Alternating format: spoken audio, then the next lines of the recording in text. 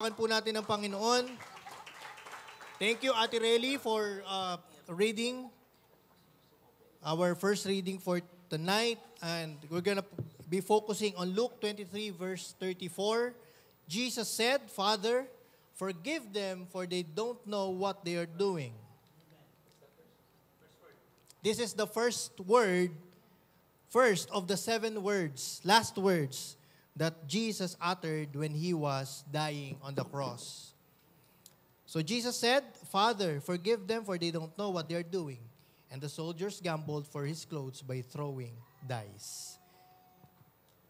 So I want to give a short testimony first of what I've experienced this week regarding this verse. So sa office po namin, sa work, there has been some conflicts. And ang naaalala ko lang kundi ito. Itong verse na kung saan sinasabi ni Jesus, Father, forgive them. It's not that I am always correct, but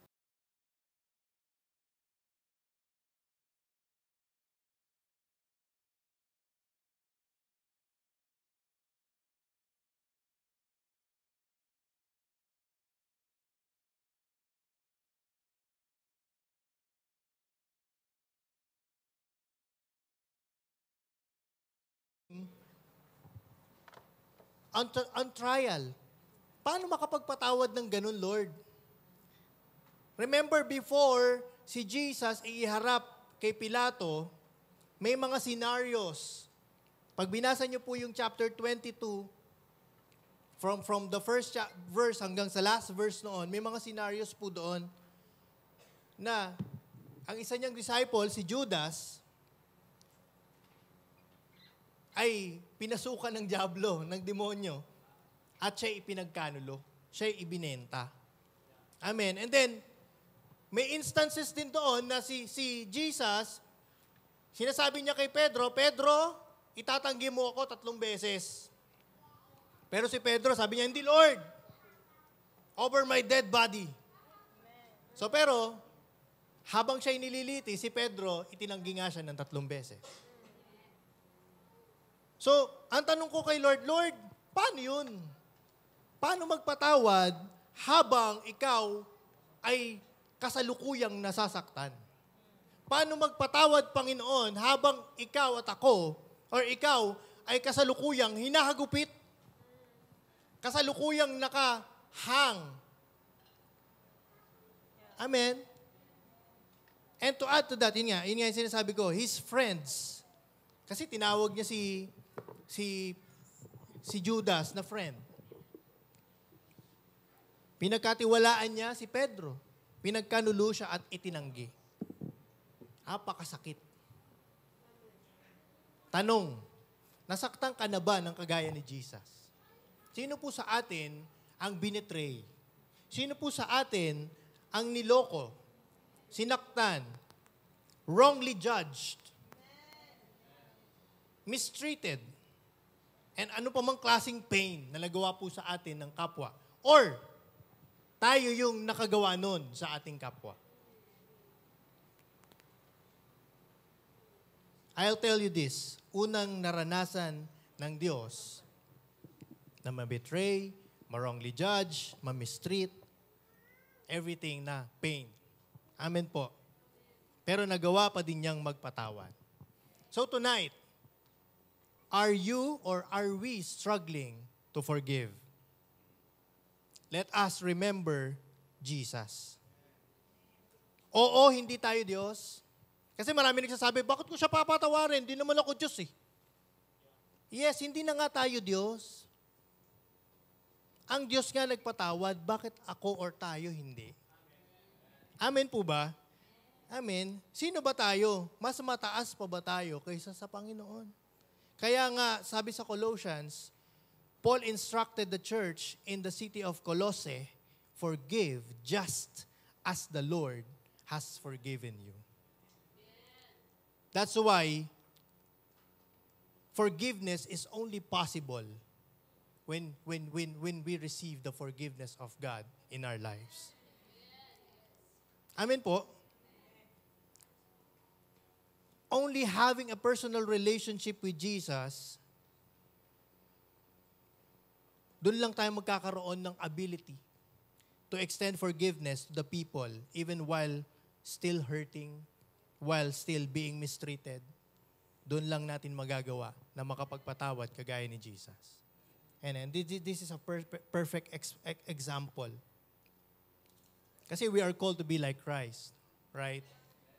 And pinakita sa atin ng Panginoon na mga anak, kahit ako ay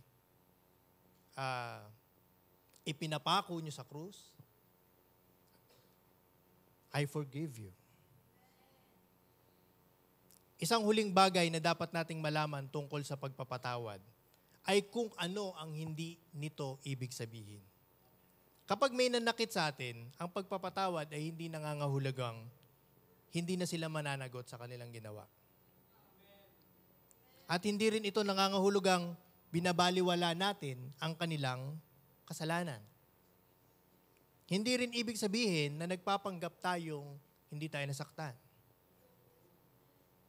Hindi rin ibig sabihin na kinukonsinti na natin yung kanilang ginawa. Or na iniisip nating maaari na lang nating kalimutan yon. Amen po ba? Ang pinaka-simpleng eksplanasyon ng pagpapatawad ay nililet go natin ito, nagmo-move forward tayo kasi ayaw natin na ito yung magdikta or yung bitterness ang magdikta sa buhay po natin. Kaya kapag pinayagan nating mamalagi ang hindi pagpapatawad sa ating puso at lumago ito bilang mapait na bunga, hindi natin ganap na mararanasan ang tunay na kalayaan sa ating puso. Alam natin na si Jesus, alam niya na kailangan niyang gawin yun. But, kung nahihirapan po tayong magpatawad sa atin pong kapwa, eto na po, pinakita ni Lord. Amen. Hindi lang ikaw ang nasasaktan. Hindi lang ikaw ang nasaktan. Hindi lang ako ang niloko. Hindi lang tayo ang itinakwil or dininay na unang naranasan yan ng Diyos. Upang tayo'y lumago at maging ganap sa ating pananampalataya, kailangan nating magpatawad sa ating kapwa gaya ng ginawa ni Jesus na ating Panginoon. So tonight, sino po yung kailangan nating patawarin? At sino naman po yung kailangan nating hingian ng tawad? Amen? Remember Jesus, sabi niya, Father, forgive them, for they do not know what they do. Amen. To God be all the glory.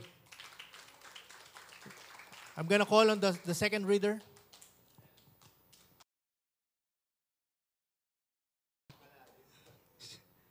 Amen. So sa akin naman po ay nakaatas ang ating second word o second last word. Sabi dito, truly I say to you today, you will be with me in paradise. So kung isipin natin yung context na to, parang ang saya, no? Ang ganda. Kumbaga, ngayon mismo, isasama kita sa paradise. Pero, one thing na nag-impress sa akin habang pinag-aaralan ko to, sabi dito sa taas, sa 42, at sinasabi pa nito, Jesus, alalahanin mo ako kapag naghahari ka na. So yung word na, sa akin dito, nag-strike sa akin yung word na, remember me. No? Remember me, yung alalahanin mo ko, God knows you. Alam ni Lord lahat ng pagkatao natin. Amen po ba? Alam niya ang nakaraan mo, sabi nga sa Bible, maging ang bilang ng buhok mo, alam niya. Amen? At yung isang kawal o isang nakahang din doon, sabi dito sa verse 40, ngunit pinagsabihan naman ito ng kanyang kasama, wala ka na bang takot sa Diyos? Ikaw ay pinaparusahing ding tulad niya. Tama lamang na tayo'y parusahan ng ganito dahil sa ating mga ginawa. Ngunit ang taong ito'y walang ginawang masama. So ibig sabihin, sa gabing ito, gusto ko lang i-share sa inyo yung word na remembering. No? Alalahanin mo kung sino ka. Kasi yung pinag-aaralan ko to, nung habang, kumbaga ini-imagine ko paano kaya nasabi nung lalaking isa na yon na, Lord, alalahanin mo ko. Alam niya yung capable na kayang gawin ni Jesus. Alam niya. Kaya niya nasabi yun. Di ba sa panahong walang-wala ka, walang-wala tayo, alam mo kung ano ang kayang gawin ng Diyos na hindi natin kayang gawin.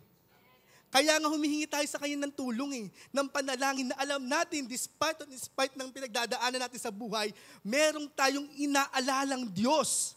Amen? Na makapangyarihan sa lahat. No? Remembering comes kapag marunong kang mag-acknowledge. Ina-acknowledge niya yung kasama niya dito ay hindi lang isang tao, ordinaryong tao. Ito'y isang Diyos. Amen? So, kailangan bilang mga lingkod ng Diyos, alam natin, i-acknowledge yung kayang gawin ng Diyos sa ating buhay. At maalala mo yung mga bagay na ginawa na niya at gagawin niya pa.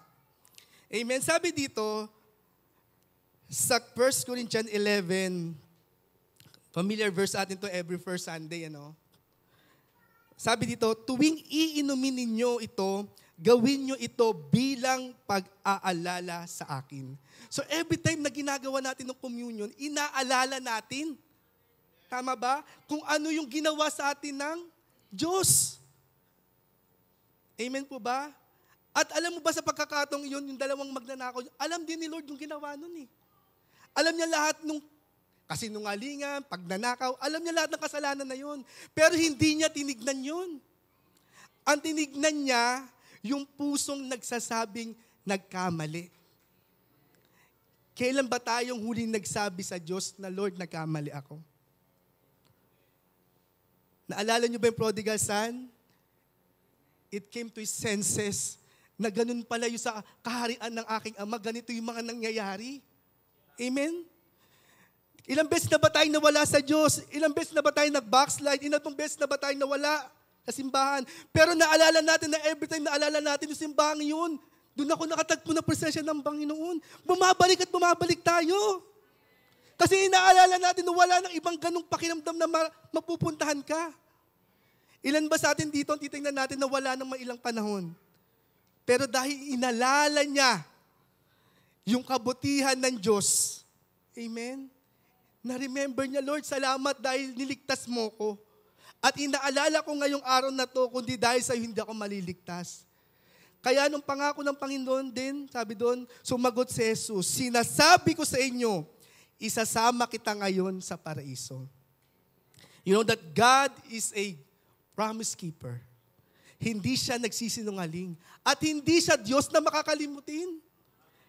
Hindi sa Diyos na may amnesia, nakakalimutan ka. Maging ang pangalan mo, alam na alam niya. Tinawag ka niya sa iyong pangalan, hindi sa iyong kasalanan. Amen po ba? So alalahanin natin lagi ang ginawa ng Diyos at sasabi, He who promised is faithful. Amen? Ang Diyos na nangako ay tapat. So kapatid, alalahanin mo, ilang beses ka na bang tumumba? Ilang beses ka na ba nagkasala? Ilang beses na ba tayong lumayo? Ilang beses na ba tayong umayaw? Pero pag dumating yung panahon na maalala mo, di ba? Maalala mo yung ginawa ng Diyos, babalik at babalik ka pa rin. Kagaya nga na sinasabi natin, Pastora Melan, malayo na ang yung narating kaysa sa babalik ka mo muli. So ngayong gabing ito, pinapaalalahan tayo ng Diyos, kina-challenge tayo na God still remember you. Amen. Hindi kanya nakakalimutan. Amen. Sino ba dito yung mga kabataan niya, inaalala niya nililigawan siya? Di ba? Kahit nililigawan siya ng kanyang boyfriend. Binibigyan siya ng flower. Yung mga kasalanan, paano napapawi pag binibigyan ng chocolate, di ba? Ng flowers. Ganon din naman tayo dahil mahal tayo ng Diyos. Hindi niya sinakripisyo ang sarili niya para sa baliwala lang. Ginawa niya yung may purpose yun. Kung bakit siya nabayubay sa krus ng Kalbaryo para alalahanin ka. Kasi kung hindi ka alalahanin ng Diyos, lahat tayo kapamakan ng dulot. Amen? Pero dahil sa pag-ibig ng Diyos, amen, dahil sa kanyang pagmamahal at grasya, inalala niya tayo. Kaya ngayon masasabi mong, welcome to paradise. Amen? Ngayon din, sabi ng Diyos, ngayon din sasama kita sa paraiso. Kaya kung may pag-alinlangan sa iyo, ngayong araw na to, ngayong gabi, pwedeng iparana sa iyo ng Panginoon yan. Amen? Palakpakan natin ang Panginoon. God bless you all po. Amen. Kailangan pakita natin na masaya tayo. Pwede bang ngitian mo muna yung katabi mo? Amen. Ngayon dapat masaya tayo sa pag-aalala natin sa ginawa ng Diyos. Amen. Sa ating mga buhay. Amen. Pwede ba minsan pa malakas na palakpak para sa Diyos? Amen. And the third word, basahin po natin sa John 19.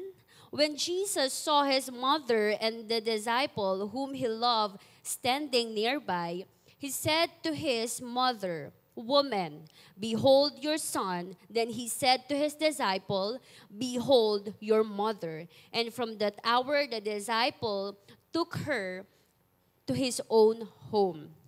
Amen. Gusto ko pong i-share sa gabing ito is about the faithful love in the midst of pain. Amen. The first thing is a mother's pain, witnessing the cross. Amen. Na syempre, can you imagine, bilang isang nanay, bilang isang mother, magulang, di ba? Kung paano mo makikita yung anak mo that he is suffering from pain and death. Di ba? Na parang hindi naman dapat siya yung nandun, pero siya yung nandun na nagsasuffer, amen, para sa kaligtasan ng buong tao. Amen? It was... grabe siguro yung pain, yung deep emotional pain na naranasan ni Mary during that time, na yung pain na hindi ma-describe. Amen? And siguro, this is the one thing that the Lord impressed to me, na during that time, yung compassion ni Lord, seeing the pain of others. Despite that He is suffering, dun sa pain na meron siya, He saw the pain of others. He saw the pain of that woman. Amen? He saw the pain of Mary. Amen? Maging ganun sa buhay natin. Amen? Na si God, amen, tayo bilang mga anak niya, nakikita niya tayo. Whatever you are going through, ano man ang sitwasyon mo ngayon, whether you are in good situation, whether you are in bad situation, na wala ka ng mahal sa buhay, o ano man yung sakit na naramdaman mo na halos gabi, hindi ka makatulog sa kakaiyak, kung anong iniisip mo, ano man ang mga bagay na inaalala mo, sabihin mo, nakikita ka ng Diyos. Amen. And also this, gusto ko lang pong isegue ito. Amen.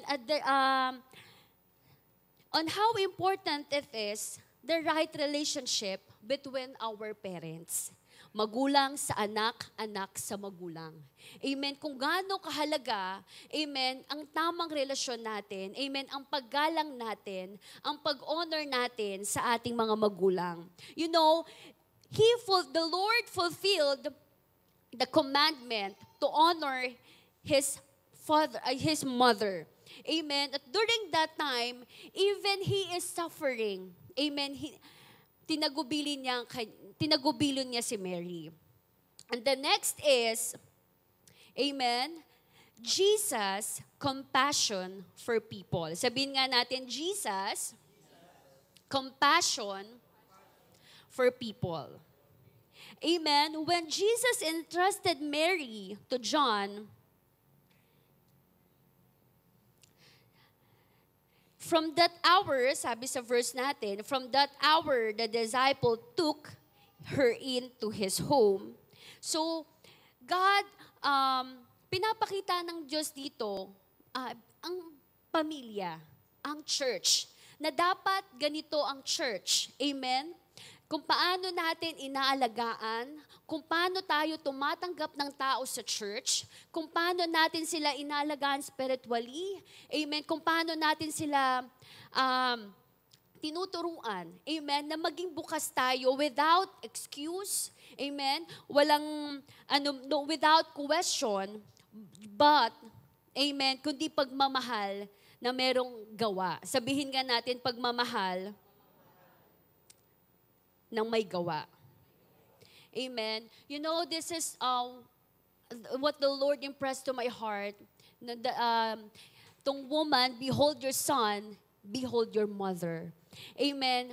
Kung gaano ka-importante ang relasyon natin sa magulang, sa anak, sa kanyang mga magulang, sa anak at sa magulang. You know, this is very important, lalo na sa mga kabataan. It's actually a good reminder that even whatever the situation or whatever the situation of your family, do not forget to honor your parents. Sabihin mo nga, do not forget to honor your parents. And also one thing is also, when Jesus, amen, nung nasa krus siya, diba, despite sa nararanasan niyang pain, He saw the pain of others. Maging ganun din tayo. Minsan may mga bagay tayong pinagdadaanan as also manggagawa ng church, bilang mga lingkod ng Diyos, bilang leaders. Of course, we're not excused anuman po ang pinagdadaanan natin. Pero nawa, amen, makita din natin. Amen, magkaroon tayo ng compassion sa mga taong nakapaligid sa atin. Especially sa loob ng church.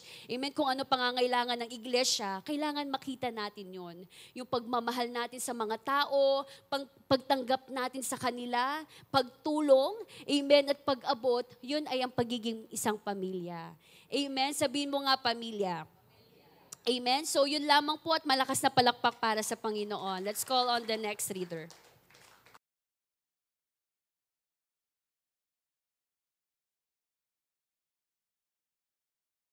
Salamat po sa Panginoon sa pagkakataong ito at sa lingkod ng Panginoon sa pag-trust sa atin na mag-exhort tonight. And sabi po dito sa one of the 7 last words on Matthew 27:46, Eli, Eli, lema sabachthani. Diyos ko, bakit mo ako pinabayaan? O sa English, my God, why have you forsaken me? Amen. So, marahil ito na po sa 7 last word o isa ito sa mga arguing or intriguing 7 last words of Jesus. Kasi merong dalawang bagay at merong dalawang argument na laging napaninindigan ng tao. At sa gabing ito, hayaan natin na tulungan tayo ni Lord na para himay-himayin to sa atin at maunawaan natin.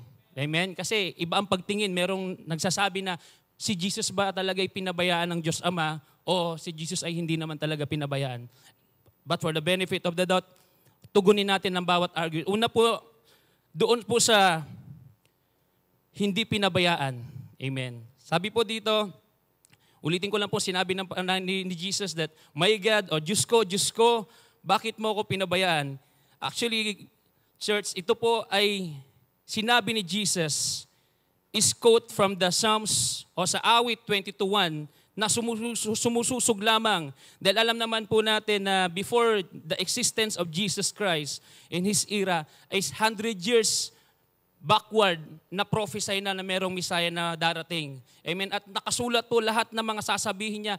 Yung sinabi niya po, yun mismo yung quote na mababasa po natin sa awit 22:1 na yung Diyos ko, bakit mo ko pinabayaan? Ang ibig sabihin lamang po nito, hindi siya literal na pinabayaan ng Ama, kundi ito'y fulfillment of the prophecy. What the Bible has already stated sa Isaiah and sa awit o sa Psalms. Kaya maunawaan po natin, unang bagay, tama po na hindi siya pinabayaan ng Diyos. Amen? Pangalawa po, pinabayaan. Amen? Kasi kahit nung ako po ay mababaw pa sa Panginoon at di ko pa alam kung ang Bible story, parang pinabayaan talaga. Sabi ko, pinabayaan talaga si Jesus ng Diyos Ama. Pero ngayong gabi, sasagutin tayo ng Biblia. Sabi po dito sa Isaiah 53:10, sinabi mismo ni Yahweh ang Diyos Ama na ang kanyang paghihirap ay kalooban ko. Ang kanyang kamatayan ay handog para sa kapatawaran ng kasalanan. Amen? Dahil dito ay mabubuhay siya ng matagal, makikita sa laing susunod sa kanya at sa pamamagitan ay maisasagawa ang aking panukala. Amen, mga kapatid. Pakinggan niyo po. Sa gabing ito, hinayaan o pinabayaan ng Diyos o niloob ng Diyos Ama na maghirap ng ganun katindi si Kristo alang-alang sa ating kapatawaran ng ating mga kasalanan. Amen. Nung sinasabi niya that, my God, why have you forsaken me? Reveals the depth o yung lalim ng kasalanan ng sangkatauhan, pasan-pasan niya noong mga oras na yon. Amen. Na dapat, naririnig natin lagi sa pastor natin, tayo dapat yung nangdodoon. Amen. Sino po rito yung mga father na may mga anak?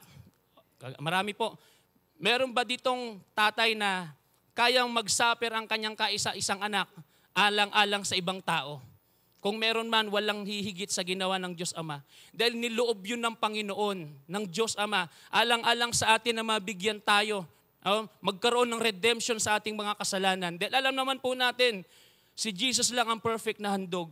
At sinabi niya yon, niloob ng Panginoon, Diyos, alang-alang sa kapatawaran ng ating mga kasalanan. Amen? Kaya mula sa simula hanggang sa pagkamatay ni Jesus at sa kanyang muling pagkabuhay, it is all about the love of God for all of us. Kaya napakapalad natin. Kaya sa gabing ito, the argue kung pinabayaan man o hindi, both ay merong eternal blessing sa atin. Amen? Lahat ng parte kung paano natin tinitignan ay merong laging blessing para sa atin. Niloob o hindi, niloob para magkaroon tayo ng kapatawaran, ng salvation. Hindi niloob dahil ito'y propesiya at sumususog lamang sa pagiging Diyos ni Kristo, na He is the true Messiah na hinaantayin ng mga isilat natin mula noon hanggang ngayon. Amen? Kaya sa gabing ito, naunawaan po natin that the verse of Matthew 27:46 is the illustration of how God really loved the humankind. Tayo. Kahit yung kaisa-isa niyang anak, kahayaan niya mag-suffer, magkaroon lamang tayo ng kaligtasan. Amen? At mabayaran yung ating mga kasalanan. So yun lang po sa gabi ito. God bless you all po.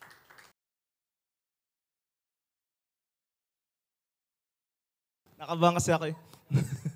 Amen. Ayan, praise God. Amen. Masaya po ba tayong lahat? Amen. Dahil ang, pati si Pastor Bus na pa-iters na. Amen. Dahil ang 7 last words po ay hindi siya, isineselebrate natin siya na si Jesus ay namatay at muling nabuhay. No? Kaya dapat hindi tayo malugkot, kundi dapat masaya tayo kasi sineselebrate natin na yung Diyos na sinasamba natin ay buhay. Amen? Amen. Dako po tayo sa panglimang last words. Last words pa. Panglimang word po, ang sabi doon ay iters. Amen. Sabi doon sa John 19:28, Jesus knew that His mission was now finished. And to fulfill scriptures, He said, I am thirsty. Amen. And meron lang po akong 2 points na gustong i-share sa inyo. Unang-una po, sinabi po yan ni Jesus para ma-fulfill yung prophecy sa Old Testament na nagpo-prove na si Jesus Christ talaga ang Messiah or ang tagapagligtas. Amen. Sabi po sa Psalm 69 verse 21, but instead, they give me poison for food, they offer me sour wine for my thirst. Amen. And sinabi din po yun ni Jesus sa John 19:29, sabi po doon, a jar of sour wine was sitting there. So they soaked a sponge in it, put it in a hyssop branch, and held up his lips. Amen. Kaya isa lang po yan sa mga evidence na si Jesus Christ talaga yung tunay na Messiah or ating tagapagligtas. No? And secondly po is, Jesus Christ can only satisfy our thirst. Amen. And ang revelation po sa akin dito is many people will be thirsty of fame, power, and position. Kaya nakakalimutan nila na merong Diyos. No? Hindi natin inuuna si Lord.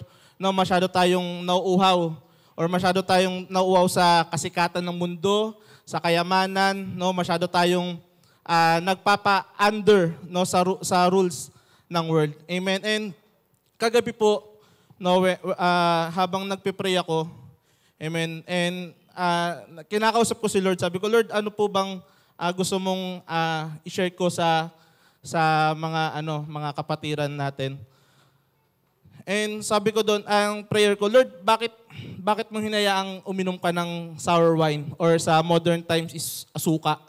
Kasi gumawa ka naman ng miracle na yung tubig naman ginawa mong matamis na wine, no? Bakit mo hinayaan na ikaw mismo uminom ka ng suka, no? And sabi sa akin doon ni Lord is kasi marami pong tao na masyadong nag-hunger or nagte-thirsty sa kasikatan ng mundo, sa kayamanan, sa kapangyarihan, no? Nakakalimutan natin na kung sino talaga ang totoong nagbibigay nun. Amen po.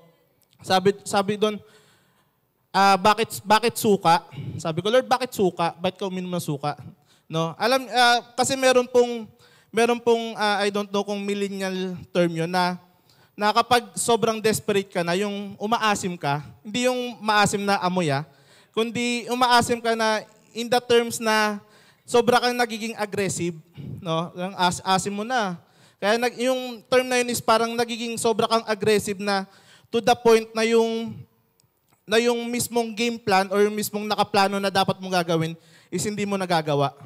No, kaya minsan ganun po tayo, no? So sobrang thirsty natin ng makamtan yung kung ano meron tayo dito sa mundo, no? Nagiging maasim na or nagiging desperate tayo, no? Na to the point na nakakalimutan natin si Lord. Amen.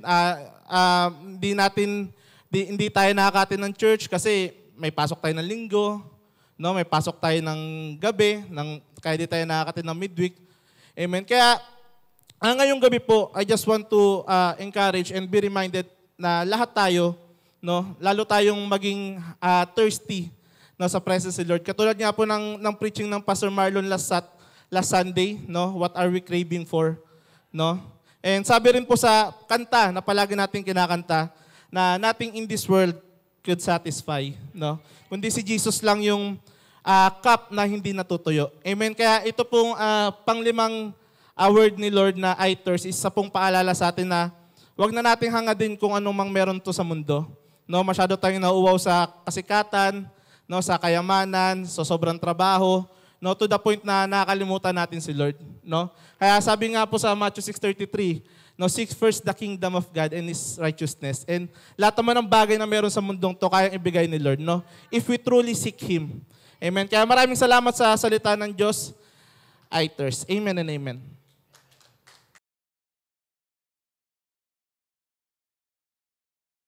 Panginoon sa krus. So dito po, ang pinakaano dito is John 19:30. Basahin ko lamang po. Pagkatanggap ni Jesus ng alak, sinabi niya, naganap na. Iniyuko niya ang kanyang ulo at nalagot ang kanyang hininga. Kung makita po natin kung gaano kahalaga at kahalagahan ng kamatayan at ang paggawa ni Jesus sa krus. At dito, unang-una, natanggap natin ang kahalagahan ng kamatayan ng ating mga kasalanan. At ito'y binayaran niya ng buong buo sa pamagitan ng kanyang pagsakripisyo sa krus. Sinabi nga dyan sa John 8:36,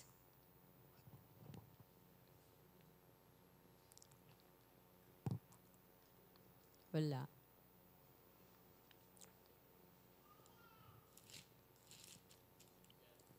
Mayroon na po.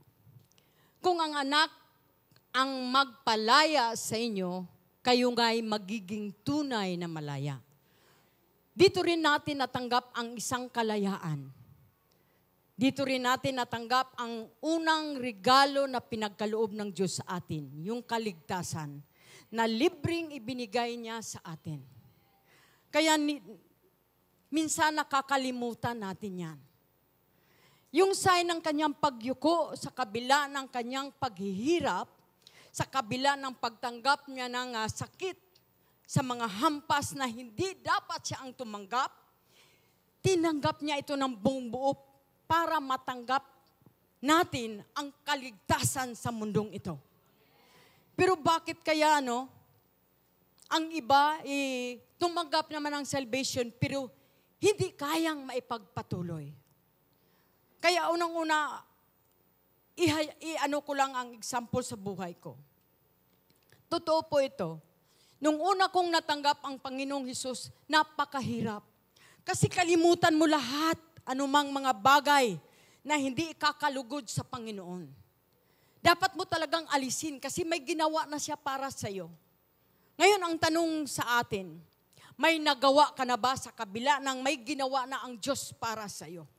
Mayroon na bang nabawa sa buhay mo? Kasi nagpapako siya upang magkaroon ng pagbabago ng ating mga buhay. Changing life yan Kaya, sana sa natanggap nating kaligtasan, sana sa natanggap nating kabayaran, Sana sa natanggap nating pagtubos sa lahat ng anumang mga bagay sa ating buhay, dapat nating ipagpatuloy. Ano yun? Anumang kakaharapin mo sa iyong paglilingkod, anumang kakaharapin mo sa buhay mo, tandaan mo lamang, ang Diyos ay hindi bumigay para sa ating lahat. At pinakita pa niya kung paano siya yumuko. Humble heart ang kailangan. Ano man ang mararanasan mo, sa pamilya, sa pag-aaral, sa paglilingkod, alalahanin mo lang ang krus ng Kalbaryo. Napakasarap. Maipagpatuloy mo ang paglilingkod mo kung yun ang lagi mong alalahanin. Kaya bigyan natin ng kahalagahan. Hindi man tayo nag-celebrate, napatay na ang Panginoon kasi dito ipinakita ang kamatayan at ang kanyang paggawa sa krus. Kaya kung alalahanin natin yun, bigyan natin ng kahalagahan. Kaya maipagpatuloy mo ang nais ng Diyos para sa iyo. Kung ano man ang mayroon ka pa ngayon, tandaan mo, ninais ng Panginoon na alisin mo na ng tuluyan para makapaglingkod ka ng maayos. Hindi man lang sabi sa church ka lang maglilingkod. Hindi ka lang magsasabi sa pastor ka lang maglingkod. Sa anumang aspeto ng buhay mo, saan ka man dalhin, paglilingkod po yun. Kaya ano pang hindi pa natanggal sa buhay mo ngayon, na dapat lang na maayos yan at matanggal upang malugod ang Diyos sa iyo. Hindi man natin maunawaan eh. Hindi natin kahit pa anong manipulation na gagawin natin para sabihin natin sa ating pastor, sabihin sa ating magulang, maayos tayo, pero unang-una mayroong nakakakita sa atin. Kaya ang krus ng Kalbaryo, ang pinakamasarap na alalahanin mo. Dahil bakit ginawa ng Diyos ang pagpapako, ang pagkamatay niya. At doon sa ginawa niya, nagbigay pa siya ng pakumbabang puso. Ibig sabihin, naway mapangyari din sa atin. Kasi kung hindi natin yun bigyan kahalagahan, kasi sinabi nga dyan, it signifies the completion of our salvation. And it also signifies the death of sin has been paid in full. Hindi yun, walang, di ba sabi, parang pag tayo nga magbayad ng utang, may balance pa eh. Pero ang Panginoong Hesus ay buong buhay niyang ibinigay. Upang makatanggap lang tayo ng kalayaan, kaligtasan, at binigyan tayo ng buong kapatawaran sa kabila ng hindi dapat siya, no? At ang sabi nga dyan sa John 16:30, no? Ito lamang ay itinuro sa atin. If you have been united with Christ in death, life, death like His, then you shall certainly be united with Him in resurrection. Ibig sabihin, kung patuloy tayong makipag-isa sa buhay ni Kristo nung siya'y mamatay para sa atin, tiyak, makakatanggap, mararanasan din natin at matanggap din natin ang sa oras ng kanyang pagbalik, yung muling pagkabuhay, rapture? Mararapture din pala tayo. Kaya, mga kamanggagawa, pilitin natin. Anumang mga kahinaan, palakasin mo ang iyong spiritual na buhay. Mahina ang laman. Napakahina. Anong gagawin natin? Gawin natin ang nais ng Diyos. Ihayag natin ang kanyang salita sa pamagitan at minsan pa, gagawa ka ng para sa kanya. Kaya ano pa ang sinasabi dito? Jesus declaring this word, it is done, means the completion of His work for redemption. Dito pala tayo, no? Kaya napakasarap mabuhay nang lagi mong inaalala ang pagpahirap, ang pagsasakripisyo ng ating Panginoon. Huwag mong tingnan ang ating kapwa kasi mahina tayo eh. Hindi tayo perfecto. Pero kung titingnan natin ang Diyos, tiyak, tuloy-tuloy, maituloy mo ang iyong nais. So ang kamatayan sa krus ay nagsasagawa ng pagbabago ng ating buhay pala. Kaya huwag niyong kalimutan na unang nagbigay sa atin ng pagbabago ng ating buhay ay ang ating Panginoon na siyang napako sa krus para sa iyo at sa akin. Kaya maraming salamat po. Isang malakpak sa ating Panginoon. Amen. So kanina sabi doon sa Luke 23:46, let me read this in English. And when Jesus had cried out with a loud voice, he said, Father, into your hands I commit my spirit. Having said this, he breathed his last. This is the last word of the last words ni Lord. The seventh last word. Yun talaga yung pinakahuli. Amen. And before I continue, I just want to honor God. And of course, I want to thank our Pastor Booz and our Pastor Ruth for their privilege of standing here today and sharing the word. And before I go to my point with the seventh last word, I had a revelation while Mama Aster was speaking. Sabi doon, kanina, it is finished. And then actually, isipin mo, it is finished eh. Yun yung pinakahuling word dapat, tapos na. Kaso may sinabi pa siyang isa. Sabi niya doon, Father, into your hands I commit my spirit. It just means that Jesus finished what He started. Amen? So, tinapos niya muna yon lahat bago siya mamatay. And that's actually the point of the seventh last word. Kung mabasahin niyo siya, sabi doon, Father, into your hands I commit my spirit. Having said this, he breathed his last.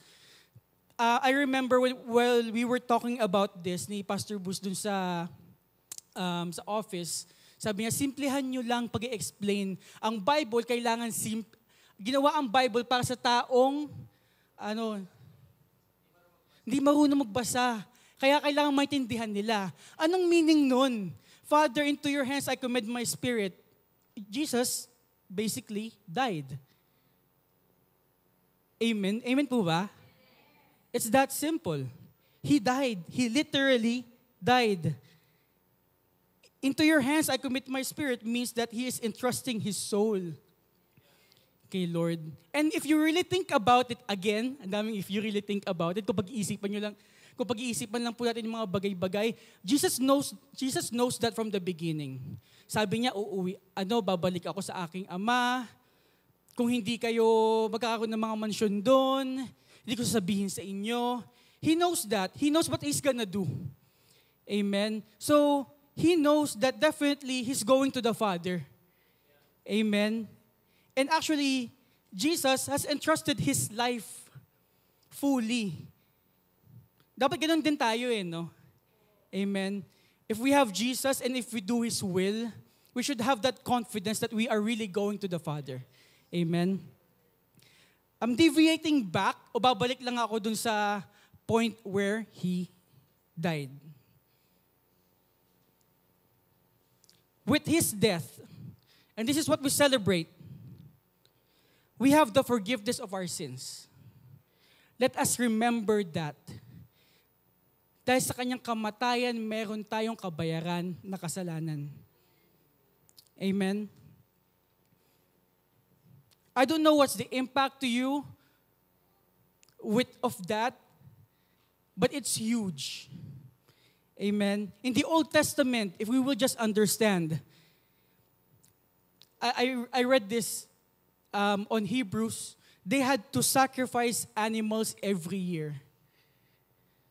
O sa mga Israelita noong unang panahon, sa Old Testament, kailangan nilang magsakripisyo ng animal every year para lang sa kabayaran ng kanilang kasalanan. Sabi nga dito sa Hebrews 9:22, in fact, the law requires that nearly everything be cleansed with blood. And without the shedding of blood, there is no forgiveness. Sabi doon, kung walang pagdanak ng dugo, walang kapatawaran ng kasalanan. Amen?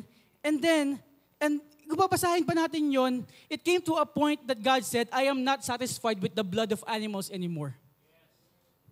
Amen po ba? So that's why Jesus, God, who is perfect, walang bahid dungis, He became the ultimate sacrifice for us. Jesus died once and for all. Sabi nga ni Mama Aster kanina Kasi Brother Joel, grabe, yung weight ng kasalanan, it came upon Him. Yung bigat, yung lalim. It was so deep. So, ngayon, we are reminded. And I want to challenge you right now, let us remember, not just remember, let us value His death. How? How do we value His death? Number 1, stop sinning. Amen po ba? Sabihin mo sa katabi mo, stop sinning. No, I'm not judging you, but definitely you know what you need to stop. Lahat naman tayo Amen? And then meron stop sinning, yung medyo obvious na kasalanan, di ba? Pero actually ganito, if we believe Jesus Christ is our Lord and Savior, our faith, if you would read the book of Hebrews again and again, sabi dito, our faith should match our actions. If you truly believe that Jesus is your Lord and Savior, your faith should match your actions. Amen. Hindi lang pwede natin sabihin na, naniniwala naman ako kay Lord, mahal na mahal ko naman si Lord, pero it doesn't show. Sabi nga ni Pastor Bruce, it doesn't match. Amen. So again, let us remember His death. And if we need to do something to honor Him, to remember Him with it, nagawin natin. Again, stop sinning and let our faith match our actions. And dito ba magtatapos? He didn't just die. 3 major events when it comes to the life of Jesus Christ. His birth, His death, and finally, He resurrected. Yun lamang po, palakpakan po natin si Lord.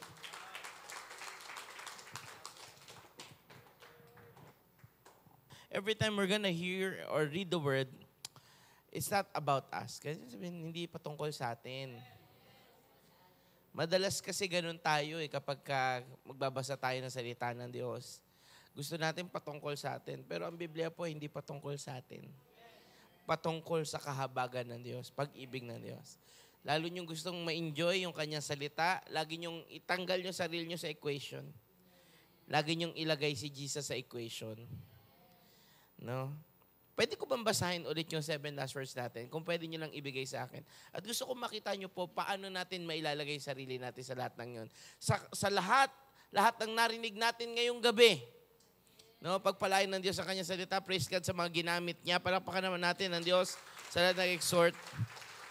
Number 1, gusto ko po mag-share. Okay lang ba tayo mag-aral onti pa? Sabi nila, Father, forgive them, they do not know what they do. Kung yan magiging patungkol sa atin, ang isipin natin, magpatawad tayo. Tama yon. Wala pong kamalian doon. Pero kung isipin mo yan patungkol sa Diyos, sasabihin mo, kahit sa kabila ng kasalanan ko, pinatawad ako ni Jesus. Pangalawa, number 2, truly I say to you, today you will be with me in paradise. Kung tayo yan, sabihin natin, kung patungkol sa atin yan, sabihin natin, Lord, alam ko mabait ka at nagtutupad ka ng pangako mo. Makakasama kita one day. Pero kung patungkol kay Jesus yan, babalik ta rin mo, inaantay ka ni Lord, galingan mo. Amen. Palapakan natin si Lord. Number 3, woman, behold your son, behold your mother. Sa kumpletong talata niyan, sabi, son, this is your mother. Mother, this is your son. Actually, dalawang kataga po iyon kapag binasa ninyo.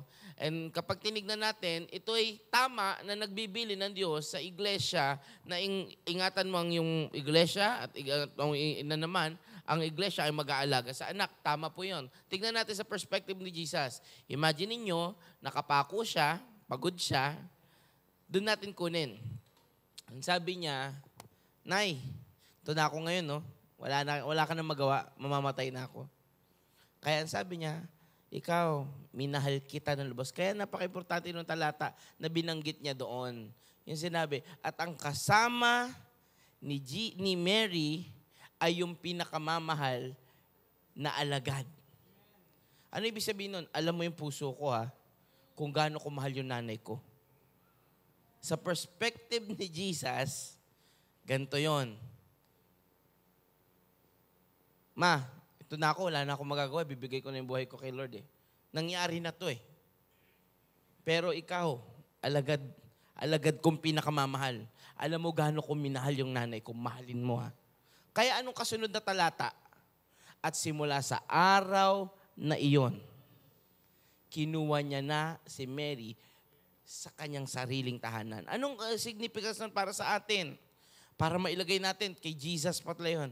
Sabihin, kaya ang pinakamahalagang talata, sabi, kulang, sabi po, pakihanap yung talata, alam ko nasa Timoteo yata iyon, kulang ang pagiging Kristiyano mo kung hindi ka nag-aalaga ng mga balo, ng mga tao na tapatulungan. Yun yung nasa perspective ni Jesus. Gusto mo maging tunay na Kristiyano? Sa perspective niya, gampanan mo yung tunay na pagiging Kristiyano. Alagaan mo ngayon isang taong nawalan. Widow. Balo. Wala na yun. Widow lang talaga.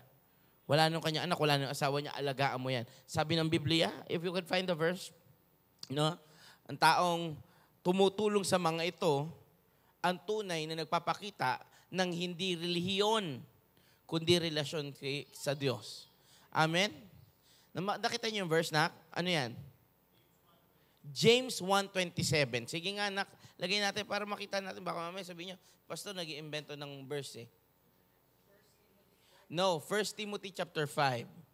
And then, James 1:27, the religion that God our Father accepts as pure and faultless is this, to look after orphans and widows.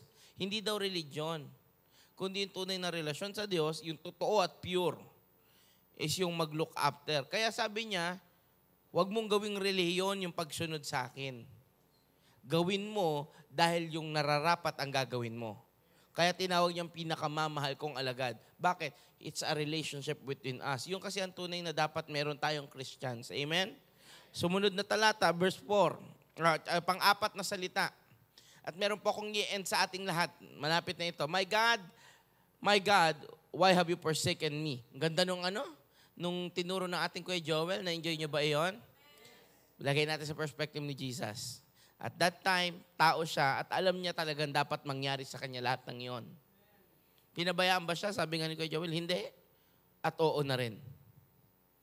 Pero kung lalagay mo kay Jesus na katayuan, Diyos ako, at lalagay niyo yung 1 Peter chapter 2, Diyos ako, binigay ko ang aking pagka-Diyos, pero sa oras na ito, sa lahat ng nangyayari sa akin, ikaw lang talaga nakakaalam.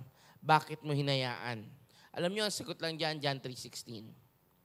Gayon na lamang ang pag-ibig ng Diyos. Kaya niya pinabayaan ang kanyang bugtong na anak na siya ang magdusa para dapat sa atin, pero siya na lang. Grabe yung pag-ibig ng Lord. Sabi mo sa katabi, grabe yung love ni Lord sa atin. Yung iba walang kausap, kailangan may kausap ka sa mo, grabe yung love ni Lord. Panglima, number 5, I thirst. Napakaganda rin na explanation. Nauuhaw ang Diyos sa atin. Pero kung ilalagay mo po sa katayuan ni Jesus, sabi ko nga sa inyo, kagaya ng explain ni Kuya Dave kanina, at tinuturo ko po ito sa lahat. Simple ang Biblia. Ikaw ba naman pagbuhatin ng krus eh? Sa bundok ng Golgota. Di ka ba mauhaw? Napakasimple lang, no? Kaya napakaganda na may nagpapaliwanag ng malalim. Ano yung kalaliman yan? Bukod si Jesus nauuhaw, totoo ring nauuhaw siya sa atin. Walang ibang hinandog ang Diyos. Sabi niya sa John chapter 4, no? Kapag kayo ay kumuha ng tubig sa akin, kailanman hindi na kayo mauuhaw. Kaya nauuhaw ako sa paghahanap nyo sa akin. Amen. Palakpakan natin ang Diyos. Number 6. It is finished. Sabi nga kanina, tapos na. Bakit? Sabi po, kung babasahin nyo lang onti doon sa mga talata na iyon, mapupunta po kayo sa Acts chapter. Can you give me my cellphone?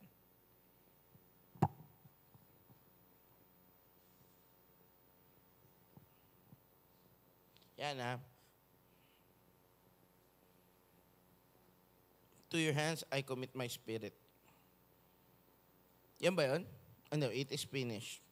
Saan natin makikita yan? Sa John 19, verse